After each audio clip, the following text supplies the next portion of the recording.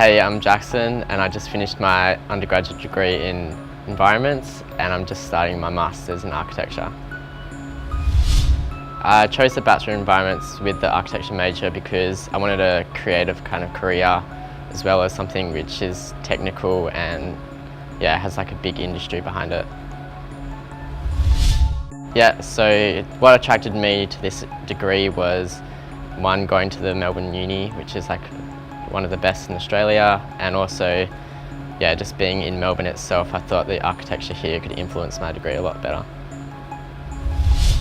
Life as a design student's very laid back at the start because everyone's just generating ideas, it's go at your own pace, and then towards the end everyone kind of explodes out and it's all like crazy and everyone just generates ideas with each other, which is really good, and lots of inspiration in the rooms and lots of late nights, lots of coffee, and it's just getting as much work done as possible.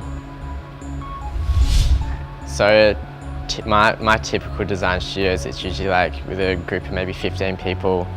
The tutor gives you a brief and usually they let you go about it your own way, so however you kind of interpret it, and then they kind of get you to generate ideas from that, get sketches down, and then kind of really refine your concept so it has a strong meaning behind it so people can relate to, and then you have to explain this and stuff.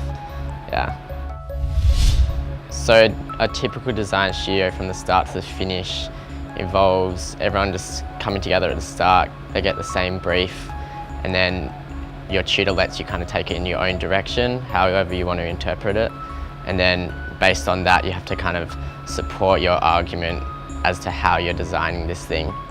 And then whatever it is, from a house, a building, a big commercial high-rise, you need to kind of have a strong concept which you can explain to your tutor who critique it each week, and then that kind of develops onto more ideas, and then it kind of improves your design. And then towards the end of the semester, when you kind of bring it all together with lots of drawings, lots of pictures and stuff, the guest critiques come in, which are usually architects from other firms around Melbourne, and then they will also critique it as well and kind of give you a summary of how they think you went in your design process.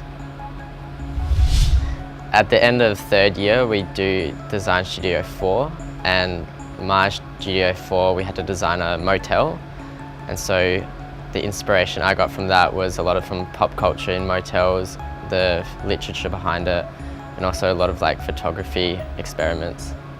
So mainly my design was a bit of a coincidence. I went to the site and I took a lot of long exposure photos, which kind of created these long stringing lines in the photographs, and this kind of provoked a hallucination kind of feeling, which also links back to the popular culture and the belief that motels were drug and sex kind of areas.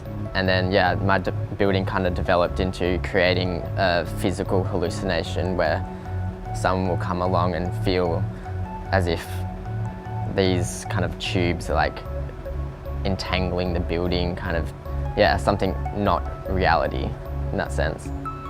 So as part of the brief we had to design a mini golf course, and in keeping with my project I did a human digestive system and how it digests a pill I put in. And so again how hallucinations come about chemically inside the body. So I recently entered the Dulux Colour Awards with a friend from uni, and I chose to do it because it was something outside uni, something a bit more freestanding in terms of we could interpret it completely our own way. And the brief was just to design something with colour.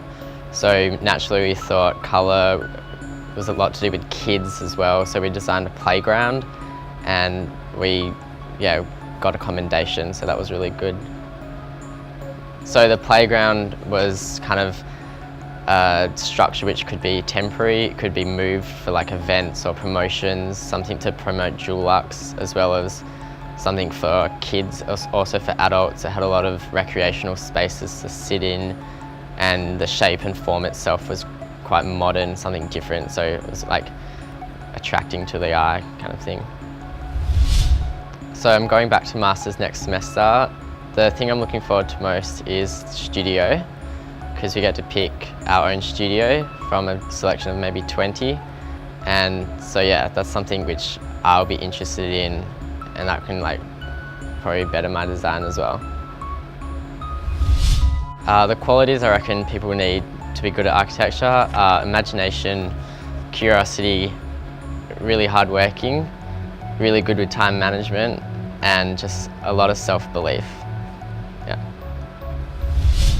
So software-wise, lots of the technical drawings are usually done on AutoCAD, which is a drafting program, which does a lot of the line work you see in architecture drawings, and a lot of the kind of 3D pictures are usually either done on Google SketchUp, Rhino, or 3ds Max, and they all to do with modelling a building 3D, giving it texture, giving it form and stuff. And then the Adobe suite, like Photoshop and stuff, they give everything the colours and the special effects kind of thing. So yeah.